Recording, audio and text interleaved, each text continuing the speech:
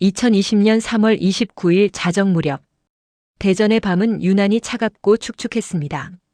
봄비라고 하기엔 처연하게 쏟아지는 빗줄기가 아스팔트를 검게 적시고 있던 그 시각, 모두가 잠든 고요한 도심을 날카로운 엔진음이 찢어발겼습니다. 어둠 속에서 하얀색 그랜저 한 대가 미끄러지듯 도로 위로 나타났습니다. 서울에서부터 훔쳐 타고 내려온 작물차. 운전대를 잡은 어군의 나이는 고작 만 13세, 중학교 2학년이었습니다. 조수석과 뒷좌석에는 그와 비슷한 또래의 남녀 중학생 7명이 구겨 타 있었습니다. 야, 뒤에 짭새 경찰 떴어. 밟아, 밟아. 꺄하하. 쟤네 절대 못 쫓아와. 더 빨리 가봐. 백미러 뒤로 경찰차의 붉은 경광등이 번쩍이며 따라붙었습니다. 보통의 아이들이라면 겁을 먹고 갓길에 차를 세웠겠지만 이들에게 공권력의 추격은 그저 스릴 넘치는 현실판 레이싱 게임일 뿐이었습니다. 어군은 엑셀러레이터를 끝까지 밟았습니다. 계기판의 바늘이 순식간에 시속 100km를 넘어갔습니다. 비에 젖은 타이어가 비명을 질렀지만 차 안을 가득 채운 건 공포가 아니라 광기 어린 웃음소리였습니다. 중앙선을 넘나들고 빨간 신호를 무시하며 도심을 휘젓는 살인 면허들의 질주. 그들은 자신들이 도로 위의 주인공인 양 착각하고 있었습니다. 잠시 후 자신들의 그 장난질이 누군가의 우주를 파괴하게 될 줄은 꿈에도 모른 채 말입니다. 같은 시각 대전 동구의 성남내거리. 그곳에는 하루의 고된 노동을 마치고 마지막 배달을 하던 오토바이 한 대가 있었습니다. 운전자는 갓 20살이 된 대학 신입생 B씨. 그는 헬멧 쉴드 위로 쏟아지는 비를 닦아내며 신호를 기다리고 있었습니다. 이것만 배달하면 퇴근이다. 가서 엄마 얼굴 봐야지. 신호등이 초록색으로 바뀌었습니다. B씨는 여느 때처럼 교통법규를 지키며 천천히 교차로로 진입했습니다. 그것이 그의 생애 마지막 움직임이 될 줄은 아무도 몰랐습니다. 오른쪽 도로 어둠 속에서 2개의 헤드라이트가 미친 속도로 다가왔습니다. 브레이크 등은 한 번도 들어오지 않았습니다. B씨가 고개를 돌려 그 불빛을 인지했을 때는 이미 너무 늦은 뒤였습니다. 끔찍한 굉음과 함께 오토바이는 형체를 알아볼 수 없이 산산조각 났습니다. 성실했던 청년의 몸은 허공으로 10m 넘게 튕겨나갔고 차가운 아스팔트 바닥으로 힘없이 떨어졌습니다. 박살난 헬멧, 바닥에 뒹구는 배달통, 그리고 검붉게 번져가는 빗물. 하지만 사고를 낸 렌터카는 멈추지 않았습니다. 사람을 치고도 그들은 속도를 줄이지 않은 채 200m를 더 도망갔습니다. 도로 위에는 부서진 오토바이 파편과 방금 전까지 살아 숨쉬던 한 청년의 식어가는 체온만이 덩그러니 남겨졌습니다. 비는 야속하게도 그치지 않고 청년의 피를 씻어내리고 있었습니다. 성남내거리 한복판.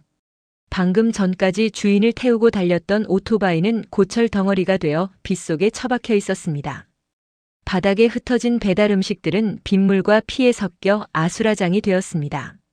그 참혹한 현장 한가운데 이군이 누워 있었습니다. 이제 갓 대학 입학증을 받은 새내기. 고등학교 졸업식 사진 속에서 환하게 웃던 그 청년의 얼굴은 차가운 아스팔트 위에서 핏기 없이 식어가고 있었습니다. 엄마, 비 오니까 운전 조심해서 금방 갈게. 걱정하지 마. 불과 10분 전 어머니와 통화했던 그 목소리가 마지막 유언이 될 줄은 누구도 몰랐습니다. 이 군은 그런 아들이었습니다. 또래 친구들이 대학 입학의 설렘으로 술을 마시고 놀러 다닐 때 부모님께 손 벌리기 싫다며 굳은 비를 뚫고 헬멧을 썼던 아이. 자신의 첫 등록금을 스스로 벌겠다며 밤낮 없이 도로를 누비던 가족에게는 세상 그 무엇보다 자랑스러운 보물이었습니다. 집에서 아들을 기다리던 어머니의 휴대폰이 울렸습니다. 금방 갈게라던 아들의 번호가 아니었습니다. 낯선 번호, 그리고 수화기 넘어 들려오는 낯선 남자의 다급한 목소리. 여기 대학병원 응급실입니다. 보호자분 되시죠? 지금 빨리 오셔야겠습니다. 어머니의 가슴이 쿵 내려앉았습니다. 신발을 짝짝이로 신은 채 택시를 타고 달려간 병원. 응급실 앞은 이미 전쟁터 같았지만 어머니의 귀에는 아무 소리도 들리지 않았습니다. 오직 흰 천에 덮인 채 차갑게 누워있는 한 사람만이 눈에 들어왔습니다. 의사가 고개를 떨구며 다가왔습니다. 죄송합니다. 병원에 도착하셨을 때 이미 그 순간 응급실 복도가 떠나가라 어머니의 비명이 터져 나왔습니다. 아니야. 우리 아들이 그럴 리가 없어. 아침에도 웃으면서 나갔는데. 어머니는 아들의 차가운 손을 부여잡고 흔들었습니다. 찢어진 작업복, 피투성이가 된 손, 아직도 빗물에 젖어 축축한 머리카락. 열심히 살았던 흔적들이 고스란히 남아있는데 심장은 뛰지 않았습니다. 그날 밤 한 가족의 우주는 완전히 붕괴되었습니다. 하지만 이토록 처절한 비극이 벌어지고 있던 바로 그 시간.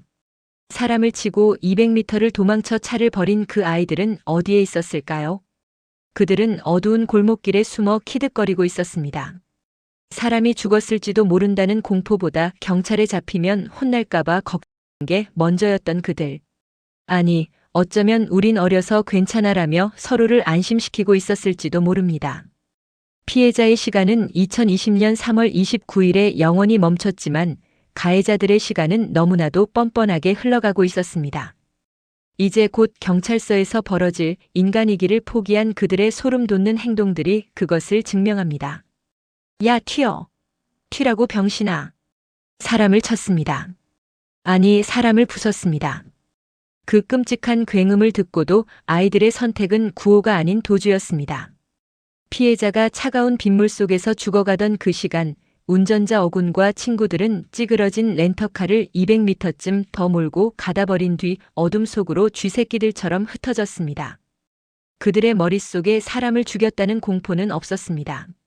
오직 잡히면 엄마한테 혼나는데, 경찰한테 걸리면 귀찮아지는데 같은 짜증 섞인 걱정뿐이었습니다. 얼마 못 가 그들은 경찰에게 붙잡혔습니다. 보통의 10대라면, 아니 보통의 인간이라면 이 상황에서 어떻게 할까요? 바들바들 떨며 울거나 잘못했어요. 살려주세요라고 비는 게 정상입니다. 하지만 경찰서에 끌려온 그들의 눈빛은 소름 끼칠 정도로 권태로웠습니다.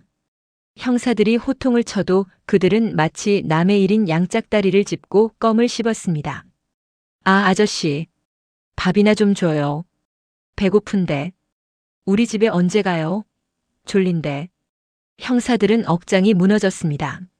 너희가 사람을 죽였어. 사람이 죽었다고.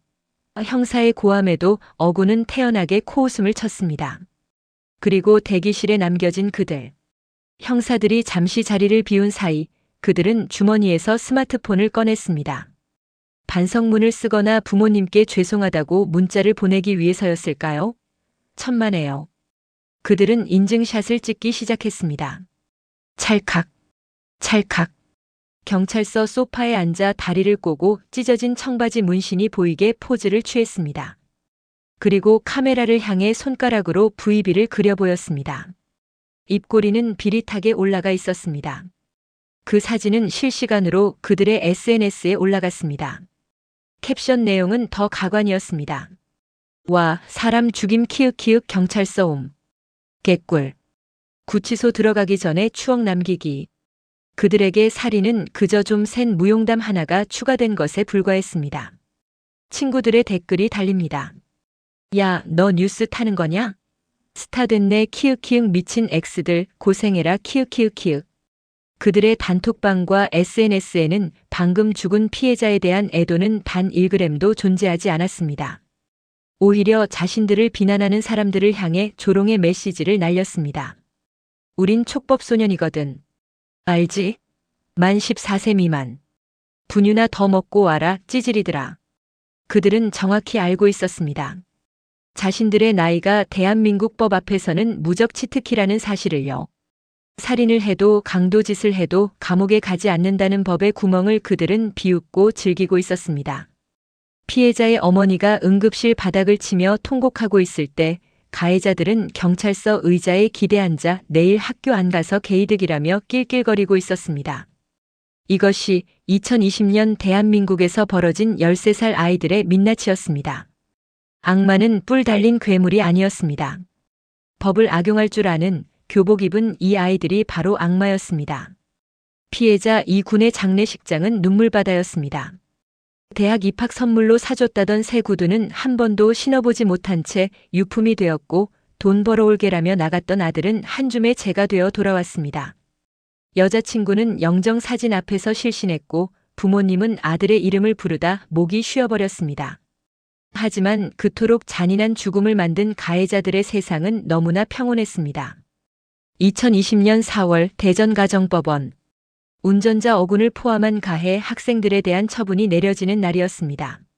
온 국민이 청와대 국민청원 게시판을 뜨겁게 달구며 엄벌하라고 외쳤지만 판사가 펼쳐든 법전에는 예외가 없었습니다. 가해 학생들은 만 14세 미만의 형사 미성년자 촉법 소년이므로 형사처벌을 할 수 없다. 형사처벌 연건. 살인과 다름없는 질주를 벌였지만 그들 중 누구도 전과자가 되지 않았습니다. 감옥교도소 근처에도 가지 않았습니다. 운전을 했던 주동자 어군에게 내려진 처분은 고작 장기 소년원 송치시포 처분. 최대 2년 동안 소년원에서 교육을 받고 나오면 끝입니다. 빨간 줄도 남지 않고 사회에 나오면 아무 일 없었다는 듯 깨끗한 신분으로 살아갑니다. 더 기가 막힌 건 나머지 7명의 아이들입니다. 직접 운전하지 않았다는 이유로 그들은 보호관찰이나 사회봉사 같은 솜방망이 처분을 받고 가족의 품으로 돌아갔습니다. 사람이 죽었는데 그들은 그날 저녁 집에서 따뜻한 밥을 먹었습니다. 재판이 끝나고 들려온 소문은 유가족의 가슴을 다시 한번 난도질했습니다. 소년원에 들어간 가해자가 친구들에게 편지를 보냈다고 합니다. 반성의 눈물이 담긴 편지였을까요? 아니요. 야, 편지 좀 많이 써줘라. 안에서 심심하다. 금방 나간다. 나가서 보자. 그들에게 소년원은 처벌의 장소가 아니라 잠시 쉬었다 가는 강제 캠프 정도였나 봅니다. 사람을 죽이고도 금방 나간다며 기약할 수 있는 가해자의 인연. 그리고 영원히 돌아올 수 없는 피해자의 시간. 이 극명한 대비가 대한민국 법의 현주소였습니다. 유가족은 울부짖었습니다. 내 아들은 죽었는데 저 아이들은 웃고 떠들고 있다니 이게 법입니까? 이게 나라입니까? 하지만 법원은 묵묵부답이었습니다. 법이 그렇다니까요. 그렇게 시간은 흘러 2024년, 2025년이 되었습니다. 그때 그 13살 아이들은 이제 성인이 되었을 겁니다. 그들은 지금 어디서 무엇을 하고 있을까요? 혹시 술자리 안주 삼아 야, 내가 중딩 때 차 몰다가 사람 쳤는데 멀쩡했잖아 키읔키읔나며 무용담을 늘어놓고 있지는 않을까요? 우리는 그들을 용서한 적이 없는데 법이 마음대로 그들을 용서해버렸습니다. 악마를 키운 건 어쩌면 그들의 부모도 학교도 아닌 어리면 괜찮아라고 속삭여준 대한민국의 법일지도 모릅니다. 오늘 양양 뉴스 속보가 전해드린 이 참혹한 이야기. 단순히 화만 내고 끝낸다면 제2의 대전 렌터카 사건은 반드시 또 일어납니다. 지금도 국회에는 촉법소년 연령을 낮추자는 법안들이 수년째 잠자고 있습니다. 여러분의 관심이 식는 순간 법은 또다시 잠들 것입니다. 그리고 또 다른 피해자가 차가운 도로 위에서 피를 흘리게 될 것입니다. 사람을 죽였다면 나이가 몇 살이든 그에 맞는 책임을 져야 한다고 생각하십니까? 그렇다면 지금 바로 좋아요를 눌러주세요. 그리고 댓글창에 여러분의 목소리를 남겨주세요. 촉법소년법 폐지 혹은 강력한 처벌. 단 4글자라도 좋습니다. 여러분의 댓글 하나하나가 모여 여론이 되고 그 여론이 법을 바꾸는 가장 큰 무기가 됩니다. 억울하게 떠난 이 군의 명복을 빕니다. 그리고 남겨진 가족들의 눈물이 조금이라도 닦이기를 바라며 양양 뉴스는 끝까지 지켜보겠습니다. 구독과 알림 설정은 진실을 밝히는 힘이 됩니다. 지금까지 양양 뉴스 속보였습니다. 감사합니다.